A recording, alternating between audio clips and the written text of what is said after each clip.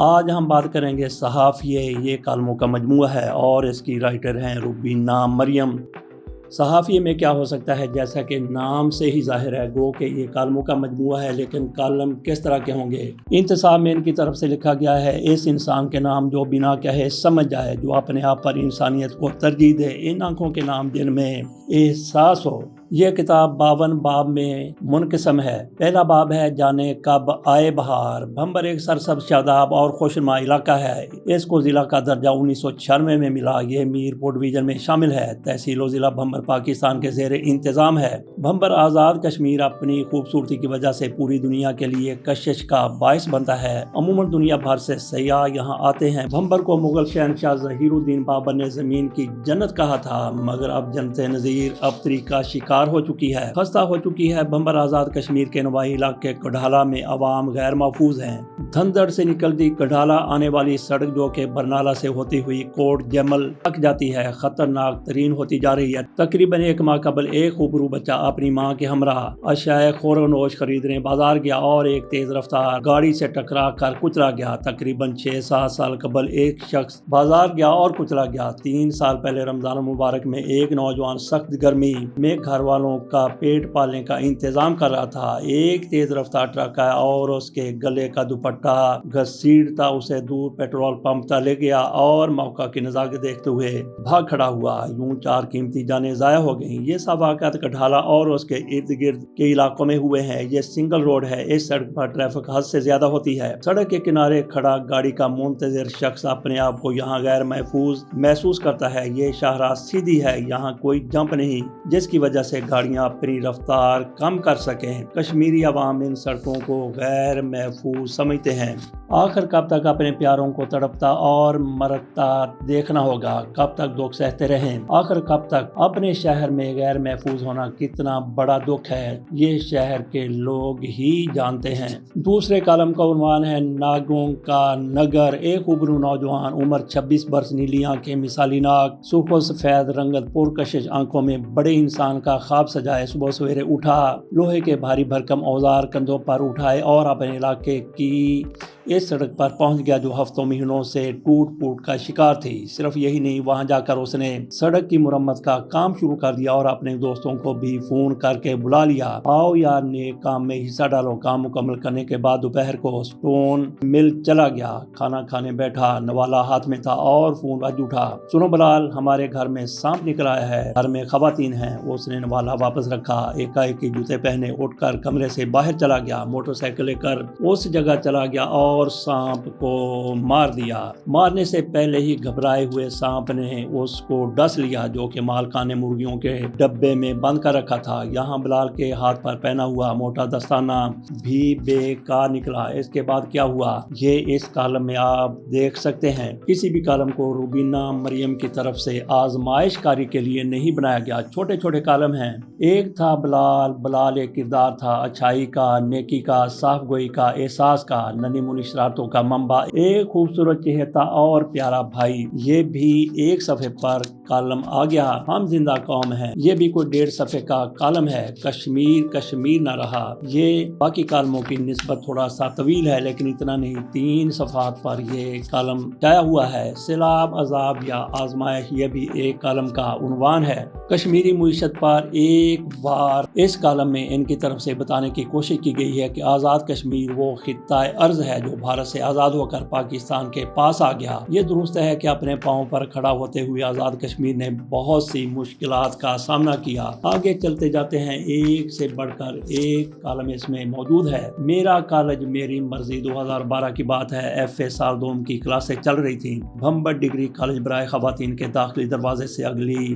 گلی تک بلا کا رش تھا۔ یہاں آزاد کشمیر کی کثیر و تصانیف بزرگ شخصیت پروفیسر نذیر احمد تشنا کا گھر ہے۔ اسی کالم کا ایک پیراگراف یوں ہے کہ انور مسعود بلا شبہ باغ و بہار شخصیت ہیں۔ زندگی میں ہی اتنی عزت، شہرت، شناخت ملنا اچھے مقدر کی بات ہوتی ہے۔ آپ اس نعمت سے مالا مال ہیں۔ ہم نے کہا بیٹا انور مسعود مزاحیہ شاعر ہیں، ہمارے نصاب میں بھی ان کا کلام شامل ہے۔ کوئی بچہ پکارا، وہ لاٹھی اور بھینس والا شعر، جی ہاں وہ کتاب کو یوں ہے، تمہاری بھینس کیسے ہے جب لاٹھی ہماری ہے، اب اس لاٹھی کی زد میں جو آئے سو ہمارا ہے۔ اب مذمت کاریوں سے تم ہمارا کیا بگاڑوگے؟ تمہارے ووٹ کیا ہوتے ہیں جب ویٹو ہمارا ہے؟ کیا کہنے، کیا واقعی انور مسعود صاحب آئے ہیں؟ ہاں سچی، کیا تھا اگر یہ ہمسائے کالج والے ہمیں بھی مدعو کر لیتے، کیا بگڑ جاتا ان کا؟ خیر اب کیا فائدہ، اب تو مہمان گرامی جا رہے ہیں۔ لاوارث کشمیر یہ عنوان ہے ایک کالم کا، اس میں لکھا گیا ہے کہ آزاد کشمیر اور خود مختار ریاست آزاد جموں کشمیر کا علاقہ 13,300 مربع کلومیٹر یعنی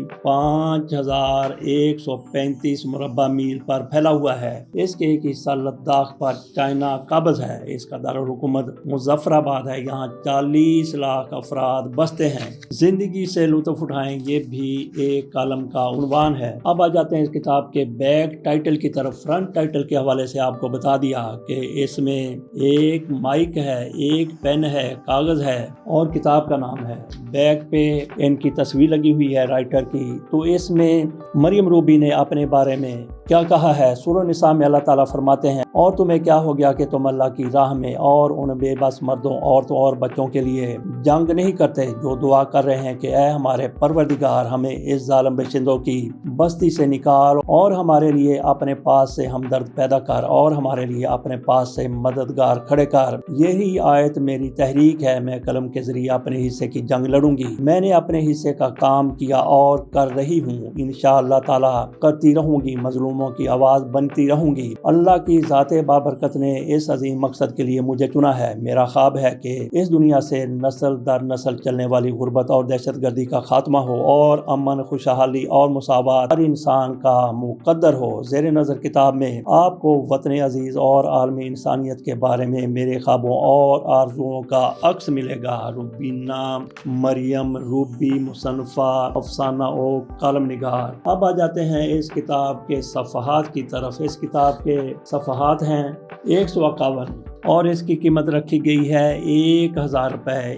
اس کی قیمت آپ کے سامنے رکھ دی اور یہ کتاب شائع کی گئی ہے پریس فار پیس پبلیکیشن کی طرف سے۔ ظفر اقبال ظفر کا ادارہ ہے، لندن میں وہ خود موجود ہوتے ہیں۔ لندن میں ہی یہ ادارہ موجود ہے۔ پاکستان کے مصنفوں کی، انڈیا کے مصنفوں کی اور دیگر ممالک کے مصنفین کی، رائٹرز کی یہ ادارہ کتابیں بغیر کسی لالچ کے، بغیر کسی منفعت کے، بغیر کسی منافع کے، بغیر کسی کاروبار کے شائع کرتا رہتا ہے۔ آپ بات رہے گی کہ یہ کتاب آپ کو کہاں سے ملے گی، جیسا کہ پریس فار پیس پبلیکیشن کے حوالے سے پہلے بھی ہم آپ کو بتا چکے ہیں کہ یہ کتاب لندن میں موجود ہے، انڈیا میں موجود ہے، پاکستان میں موجود ہے۔ آپ کہیں سے بھی ان نمبروں پر رابطہ کر کے منگوا سکتے ہیں۔ 004426657498 030195432230۔ اسی طرح سے ایک اور نمبر بھی دیا گیا ہے، وہ ہے 00447837931805۔ ان میں سے کسی نمبر پر بھی آپ کال کر کے ان کی کتاب یا دیگر کتابیں منگوا سکتے ہیں۔ جیسے کہ کہا کہ اس کتاب اور پہلے والی کتاب میں فرق کیا ہے۔ روبیہ مریم روبی کی ایک اور کتاب پر بھی ہم پہلے تبصرہ کر چکے ہیں، اس کتاب میں اور اس کتاب میں کیا فرق ہے۔ میں سمجھتا ہوں کہ معیار کا فرق ہے۔ کس طرح سے ہم یہ نہیں کہتے کہ وہ کتاب معیاری تھی، یہ معیاری نہیں ہے، یا یہ معیاری ہے، وہ معیاری نہیں تھی، بلکہ ڈیفرینشیٹ کچھ اس طرح سے کیا جانا ہے۔ وہ کتاب مزاح نامے،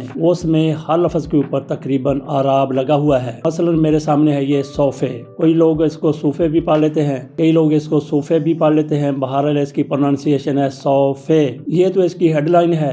آگے پھر لکھا ہے تفصیل نے کہ آرام انسان کی اول ترجیح ہے۔ آرام کو دیکھیں تو الف مادہ ماتواتی الف کے اوپر رے کے اوپر زبر ہے، اس کے بعد پھر انسان کی اولین ترجیح، انسان الف کے نیچے زیر ہے، اول کے نیچے شاد ہے اور شاد کے اوپر زبر ہے۔ اسی طرح سے آرام انسان کی اول ترجیح، ترجیح کے بھی جیم کے نیچے زیر ہے اور یہ کے نیچے ہے سے پہلے جزم ہے۔ اس طرح سے پوری کتاب میں اعراب لگائے گئے ہیں۔ یہ کتاب چھپی تھی جس کا میں تذکرہ کر رہا ہوں مزاح میں، یہ چھپی تھی 2002 میں، یہ قلم پبلشر نے شائع کی تھی، اور یہ کتاب صحافیہ یہ جاری ہوئی ہے 2023 میں۔ تو گویا اگر یہ کہا جائے کہ اعراب لگانا ایک سٹینڈرڈ ہے، ایک اچھا معیار ہے، تو اس کے اوپر بھی اعراب پھر ہونے چاہیے تھے، کیونکہ یہ اس کے بعد والی کتاب ہے۔ اعراب کے بغیر اگر کوئی کتاب معیاری ہو سکتی ہے تو پھر اعراب کی ضرورت کیا ہے؟ ویسے میری ذاتی رائے یہ ہے کہ مزاح نامے میں جس طرح محترمہ کی طرف سے اعراب لگائے گئے ہیں یہ بہت بہتر ہے، کیونکہ کچھ لوگوں کی پروننسیشن کئی لفظوں کی درست نہیں ہوتی۔ ان کے لیے نہایت ہی سود مند ہے کہ ان کو پتہ چل جائے گا کہ کس لفظ کا کیا تلفظ ہے۔ اب جب کہ اعراب کی بات کر رہے ہیں، اتفاق سے مجھے یاد آ گیا کہ اردو میں کئی لفظ ایسے لکھے جاتے ہیں جن کا تلفظ اس کے اوپر آپ جتنے بھی اعراب ڈال لیں صحیح طریقے سے ادا نہیں ہو سکتا۔ اس کی مثال یہ ہے، تیل کو آپ دیکھ لیں، تیل کے لیے اگر اس کے اوپر آپ زبر ڈالیں گے تو تیل بن جائے گا، اگر زیر ڈالیں گے تو تیل بن جائے گا۔ اسی طرح سے ریل ہے، ریل کی رے کے اوپر اگر آپ زبر ڈالیں گے تو ریل بن جائے گا، اگر آپ زیر ڈالیں گے تو ریل بن جائے گا۔ اسی طرح سے میل ہے، میل کی میم کے اوپر آپ زبر ڈالیں گے تو میل بن گیا، اگر اس کے نیچے آپ زیر ڈالیں گے تو میل بن گیا۔ اگر کسی نے میل لکھنا ہو تو پھر اس کے لیے کون سا اعراب استعمال ہوگا؟ یہ شاید اردو میں ایک تھوڑی سی کمی رہ گئی، خامی رہ گئی، یا جو کچھ بھی آپ اس کو کہیں کہ ایک اعراب کی ضرورت ضرور ہے۔ تو دیگ لکھنے کے لیے، تیل لکھنے کے لیے، میل لکھنے کے لیے، ریل لکھنے کے لیے، بھیڑ لکھنے کے لیے، بھیڑ کو بھی آپ دیکھ لیجئے کہ اگر آپ بے کے اوپر زبر ڈالیں گے تو بھیڑ بن جائے گا، اگر زیر ڈالیں گے تو بھیڑ بن جائے گا۔ تو بھیڑ کس طرح سے لکھا جائے گا، اس کے لیے کون سا اعراب درمیان میں استعمال ہوگا؟ درمیان میں تو یہ آنا ہی ہے، لیکن اس سے پہلے جیسا کہ ہم نے اتنے الفاظ کا تذکرہ کیا، ایسے بے شمار الفاظ ہیں، چیزوں کے نام ہیں جن کے اوپر آپ زبر ڈالیں تو کچھ اور بن جاتا ہے، زیر ڈالیں تو کچھ اور بن جاتا ہے۔ اگر آپ کچھ بھی نہیں ڈالتے تو پھر مرضی ہے پڑھنے والے کی کہ وہ اس کی کس طرح سے پروننسیشن کرتا ہے۔ اسی کتاب میں مجھے ایک لفظ نظر آیا، وڈیروں، ڈال کے اوپر اعراب میں سے کچھ بھی نہیں لگایا گیا، نہ زبر ہے نہ زیر ہے، زیر تو آنی ہی نہیں تھی، اگر زبر ڈال دیا جاتا تو پھر وڈیروں بن جانا تھا۔ اسی طرح سے ایک لفظ تھیسس لکھا گیا ہے، اس کے تے کے نیچے زیر ڈالی گئی ہے، اگر یہ زیر نہ ہوتی تو اس کو تھیسس پڑھا جا سکتا تھا، تھیسس پڑھا جا سکتا تھا۔ لفظ غلطی کو ہم عموماً غلطی کہہ جاتے ہیں، اس پر انہوں نے باقاعدہ غین کے اوپر زبر ڈالی ہے، لام کے اوپر زبر ڈالی ہے، تو اس سے غلطی لفظ بن جاتا ہے، اور غلطی ہی دراصل اس کا پروننسیشن اصل ہے، صحیح ہے۔ عموماً ہم ایک لفظ بولتے ہیں نوک پلک، لیکن انہوں نے نون کے اوپر زبر ڈالی ہے۔ عموماً ہم ایک لفظ بولتے ہیں نوک پلک، انہوں نے نون کے اوپر زبر ڈالی ہے، گویا کہ یہ نوک نہیں بلکہ نوک ہے، نوک پلک لفظ اصل میں پروننسیشن ہونا ہوتا ہے۔ اب جبکہ میں آپ کے ساتھ اس حوالے سے ڈسکشن کر رہا ہوں، کئی اور لفظ بھی میرے سامنے آ رہے ہیں، مثلا یہاں پہ چھوٹی لفظ لکھا گیا ہے، اس کی چے کے اوپر زبر ڈالی گئی ہے، گویا یہ پڑھا جائے گا چھوٹی، جبکہ عمومی طور پر ہم تو یہ پڑھتے ہیں چھوٹی، اگر اس کے اوپر پیش ڈال دی جائے تو پھر یہ پڑھا جانا تھا چھوٹی۔ اسی طرح سے موٹی کو بھی لے لیں کہ موٹی کے اوپر آپ پیش ڈالیں گے تو موٹی بن جائے گا، اگر زبر ڈالیں گے تو موٹی بن جائے گا، دراصل وہ لفظ ہے موٹی۔ تو یہاں پہ بھی پیش کے حوالے سے بھی کچھ نہ کچھ کرنے کی ضرورت ہے، جس طرح سے زبر کے حوالے سے کہا کہ کچھ لفظوں کے درمیان اعراب کی وجہ سے تفاوت آ جاتا ہے۔